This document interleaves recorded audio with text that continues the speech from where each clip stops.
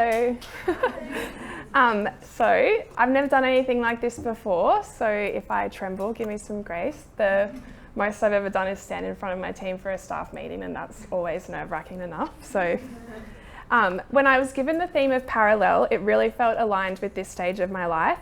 Up until about 12 months ago, I probably wouldn't have had this much perspective, but a lot has happened in the last year that has made me realise that our life can be full of different paths running parallel with each other.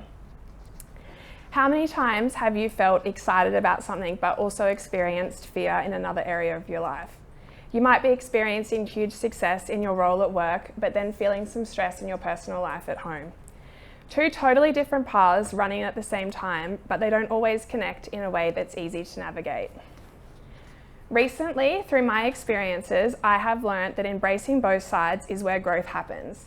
In the midst of growing businesses, facing challenges, and becoming a mother, I've realised how these different paths and parallel experiences have shaped who I am and how I now want to approach life. I never had to think about what I wanted to be when I grew up. This is taking it back to 2015. Since I can remember, it was always hairdressing. When I was 15, I left school to start my apprenticeship, and when I was 22, I started my journey in business, opening my salon Cropped. So this was on Russell Street. Jessie is in that photo and she's here today, so she's worked with Cropped for a very long time, and same with Meg, who also has, but she's not here today.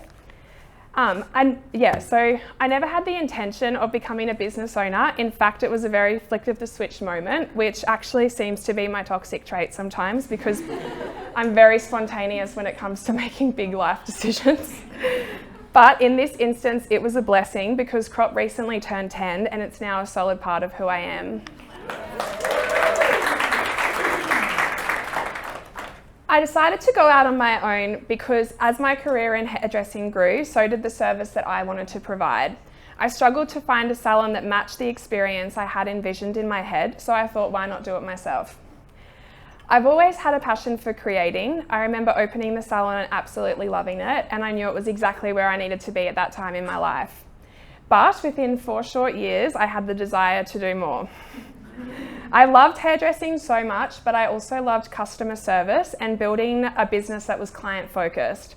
So creating new experiences for the community became my next dream. That's when my cafe Sweet Talk Coffee was born.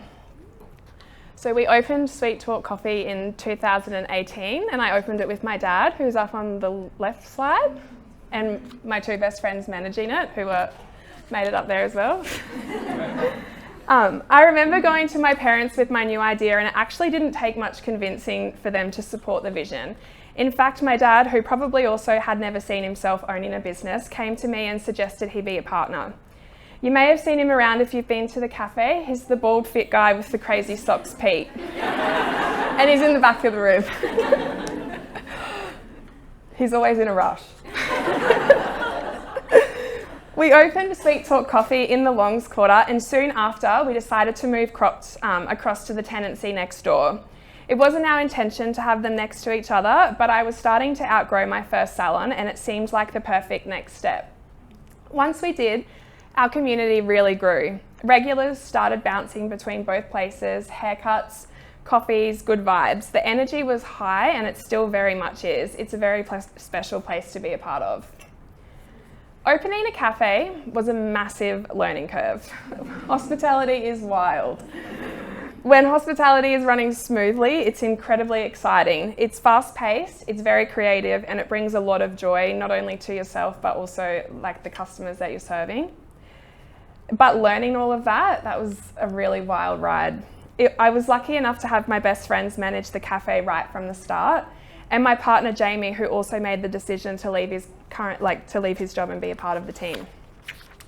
Both him and Pete still had other jobs when we first opened, so they spent every weekend on the dishes. And then after a couple of years, they upgraded, and it was all systems go. They had a full-time job in the cafe, and I still remained full-time on the floor at the hair salon Cropped. Don't get me wrong, we're still learning, but at the beginning, we certainly had no idea what we were doing. I had absolutely no experience in hospitality, but the one thing that I was certain about from the moment I had the vision to open Sweet Talk was how I wanted it to feel from a customer's perspective. I wanted a dine-in experience that made you feel a part of something. I wanted our customers to order a meal that they wouldn't necessarily always make at home. I wanted the cafe to have a buzzing energy with wait lists to get a table and be full every weekend. I wanted service with a smile, not the fake kind, the kind that filled your cup when you ordered your morning coffee. The kind of service with a smile that brightened the hard days. After all, everyone loves and needs their morning coffee, but they love it more when they're a part of something special. That was the end goal for us, and we were going to learn everything we had to make it happen. This is just a mix of everyone in the cafe and different times. Trying to do this while successfully running Cropped was a really overwhelming but fun time. I was juggling two completely separate businesses, different industries, one which I had absolutely no clue about, and both that came with their own unique challenges and successes running completely parallel to each other. At 26, diving into the world of my second business, I had to figure out how to ride all of the emotions. Learning new systems, managing multiple teams, and navigating my way through the unknown world of entrepreneurship. There was a lot of learning and a lot of ups and downs, but at the time, I wasn't a mum yet, so I could really make work my main focus, and I definitely did. I was and still am lucky enough to work with my family and friends, so work has never felt like a bad place to be because I've been surrounded by people who have supported me and shared my vision. At 26 though, I can honestly say that I didn't recognise that riding different paths at the same time was even a thing. All of my experiences just blended into one. If I was having a bad day, I poured all of my energy into that bad day, and the same if I was having a good day. If something in one business was challenging or even successful, that's where all my focus went. And when I did, it would naturally take my energy away from another area. Looking back, I hadn't yet found the perspective to appreciate everything happening all at the same time. As my passion for creating experiences for the community grew, my partner and I started noticing a gap in the market for wellness. It was 2020, and after the world had just turned upside down, we saw the wellness industry growing and self-care become a huge want and need for people's lives. We knew this was the next step for us. We saw a gap in the market and we knew it was something that we could offer really well. That's when East Spaces was born, our third business. This space was truly special, and in my eyes, it was unlike anything Toowoomba had seen before, and we were incredibly proud to bring it to life. It turned out exactly how we had envisioned. We had this dreamy aesthetic space that offered saunas, holistic facials, massage, and naturopathy. It was really a one-stop shop for self-care and wellness. At the time we opened East Spaces, I had also fallen pregnant. So here we were running two businesses, about to open a third in a totally new and unknown industry, and with a baby on the way. A lot of different paths, all running parallel to each other. It was a lot to juggle, but somehow it still felt very possible and incredibly exciting. We spent a few years learning the new industry of wellness and fine-tuning the business. We travelled to certain salons outside of Toowoomba to gain a good insight into different services, and we put a lot of energy into innovating new ideas so that what we offered in our studio was unique and its own. East was a beautiful space, and we had invested everything we had into it. Along with opening East, I was also becoming a mother, which I absolutely loved.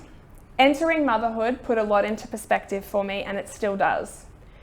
Our little boy, Rivy J, is now 3, and he's fit into this lifestyle perfectly. He loves the spaces we've created and the community we've built around our businesses. This is him with his 500 aunties and his little courtyard best friend. Thankfully, because of these businesses, he's had a community of people surrounding him from the day he was born, which was incredibly rewarding. I'm a huge believer in the saying, it takes a village. Not because we needed it, I mean as a parent you'll make anything work for your child, but because I wanted it and we were lucky enough to have our own village. A village of friends and family that all bring something special into our son's life. Every person teaching him the one thing that I value most about them. And because of this, I know every day he feels an overwhelming amount of love, and that already at the age of 3, he values our community as much as I do. If I didn't have these businesses, would I have this village and community? Seeing a different side to business after my son was born and knowing our community was built around our businesses helped me find even more purpose in what I was doing, and it also helped me understand that if I spent too much time focusing on the paths in my life that weren't working, I would lose sight of the ones that were, and I would lose the village that I had created and valued so much. It's crazy because during 2020 you'd think that having multiple businesses would have been the most challenging time that we'd faced. Looking back, it makes sense that it would have been, but it wasn't. In 2020 turned out to be an incredible year of growth for us. We adapted so well in both businesses, and as a business owner, I learnt so much. It taught us adaptability and how to think creatively, especially in Sweet Talk. We were put in a position where how we did business needed to change for a little while, and sometimes those moments are the most exciting ones. We fully restructured the way we did business in Sweet Talk with online ordering, delivery, takeaway meals, dinners, grocery hampers, and we thought of all these concepts as a team every day when we rocked up to work. It was like everyone knew their job was valuable and everyone brought an idea to the party on how we could stay afloat, which again was really rewarding as a business owner to see your team respond like this. The knowledge we gained as a team and the things I learned as a leader really helped put both businesses in a better position moving forward. In fact, my challenging time as a business owner actually came unexpectedly. I mean, it wasn't totally out of the blue, but it definitely wasn't a path I saw coming when I started the journey of entrepreneurship. To be honest, when I started all three businesses, I lacked fear and had way too much confidence. Thanks to my beautiful mother and her ability to show strength and resilience in everything she does, she has raised me to have the confidence to always back myself, and I do. I am very grateful to have that trait because it is what has helped me through the hardest and the best days, and I hope to follow in my mum's steps and pass that same inner strength and confidence on to my son. It's that confidence inside of me though, and the lessons that I hadn't yet learnt that stopped me from thinking, what if this doesn't work? I never opened a business and thought, what if it doesn't work? It was just always, this will work, like it's no other option. You could almost say it sounds naive, but I just had never stopped to consider what to do if it didn't. In 2024, I had 3 businesses and a son, except now something didn't feel so right. I started losing my passion, and I was starting to forget my reason for doing this all in the first place. I had cropped, which was and always has been a solid part of me, and the cafe, which had reached a point where it could just hum along. It had reached everything I had ever wanted it to. The packed out weekends, the service with the smile like I mentioned earlier. But East, it just didn't feel right. It was taking up so much of my mindset and energy and pulling me away from the paths that truly brought me joy and success. For a while, I think I buried my head in the sand that things weren't great. Like I said, I had never actually considered the possibility that something might not work. So when it hit me that it wasn't, it really took me by surprise, and I didn't know how to manage that. For how long was I going to let one path pull me away from the others, including motherhood, which to me has been the most important of them all? How long was I going to stay blind to what was happening right in front of me for no other reason than I just didn't want to face how it felt? For the first time in business, I felt fear. And when that fear set in, it was really hard to shift my mindset and gain clarity again. How do I manage this? How can I even gain the energy at this point to refocus and turn this into an opportunity for growth? I had listened to so many successful entrepreneurs over the years who inspire me, and they'd all gone through times like this. I had never really been able to relate until now. They'd reached a breaking point only to come out stronger and appreciative of the growth they'd experienced during that time. I kept reminding myself every single morning when the wave of fear would take over my body, this is just that time for you, Lauren. It's a part of your journey and it's a part of your growth. I'd think about the people I looked up to in business, and I knew it was a common thread among them all. It wasn't always going to be easy, but the question was, how bad did I want it, and was I willing to open my mind to learning the lessons that this experience was trying to teach me? I knew I still wanted my career as an entrepreneur, and reminding myself of that desire was the start of my journey to refocus and realign what I was doing in my career. With the support of my partner, friends and family, who have always stood in my corner, I came to the realisation that it was time to lean into my passion I've always had for my salon, Cropped, and close the chapter on East. Cropped has been the backbone to everything in my life and the reason that the other visions even had a chance to start. So why was I letting another path pull me away from it? I knew it was time for Cropped to grow and East to close. So late last year, we made the decision to completely innovate Cropped's vision by closing East and expanding Cropped and creating an entirely new look. We said goodbye to the journey that we loved, but one that was no longer serving its purpose in our life, East. For so long during this time, I beat myself up. I saw it as a failure and a reflection of the standards that I'd set for myself. I kept blaming myself for getting to this point of opening a business only to close it. It seems like such a waste of time and money, right? And I think all of that came from never having the understanding of what if it didn't work. I didn't have an understanding that sometimes paths just come to an end. This is not the kind of mentality, though, that I needed to help get my focus back, and the longer that I stayed in that mindset, I was never going to learn anything. As an owner and a leader, you are responsible for what happens in your businesses, but making the decision to close a business wasn't something I needed to keep blaming myself for or seeing as a failure. We absolutely tried our best and we poured our hearts into trying to make it work. If I tried my best, why would I blame myself? It didn't work, so what? You learn and you move on. My partner always reminded me of this, but it wasn't until I started believing it for myself that I could see the light at the end of the tunnel. Coming to this realisation felt freeing, and with all that weight off my shoulders, I could see the opportunities for success again. I could see that making the decision to close East because it wasn't working how we set out to was actually really brave. Whilst all of this was happening, we also purchased a local clothing store, Ivy. That's my nan and my mum. My nan's having a great time.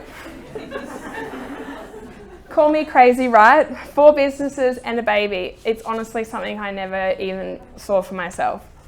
I was excited to have Ivy, but as I started having these realizations with East, I couldn't even think about giving Ivy the attention that it deserved and needed. But as I began to reimagine Cropped, I started to see a new vision unfold for Ivy, and it brought with it a fresh wave of excitement.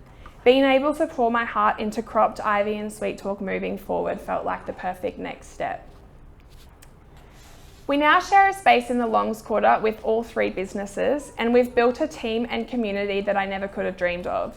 When I stop now to reflect on the last 12 months, it was a crazy time. Mum life, expanding one business, closing another, relocating another, as well as living life.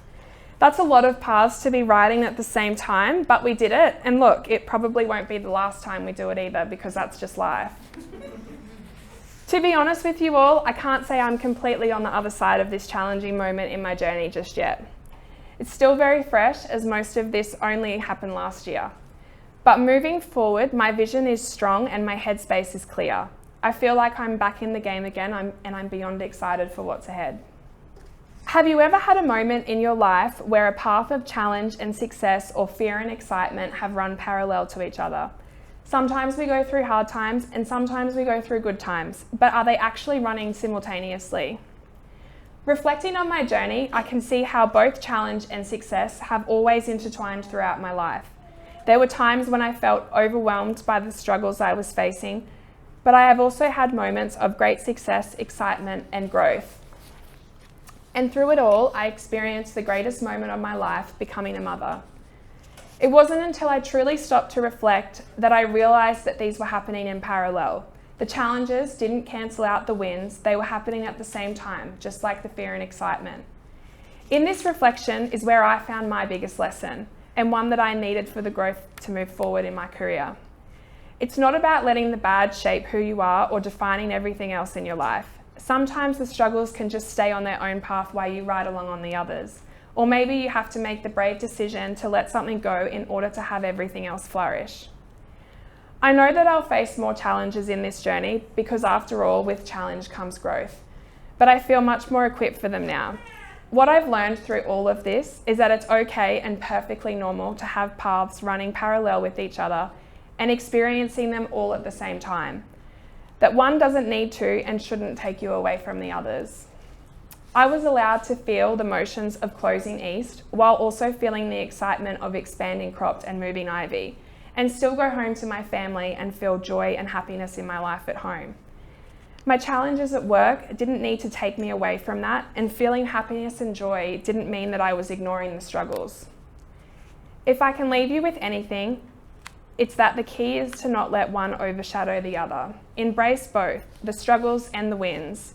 They each bring valuable lessons, and it's in these paths that help shape our growth for who we're meant to become. Thank you very much, guys.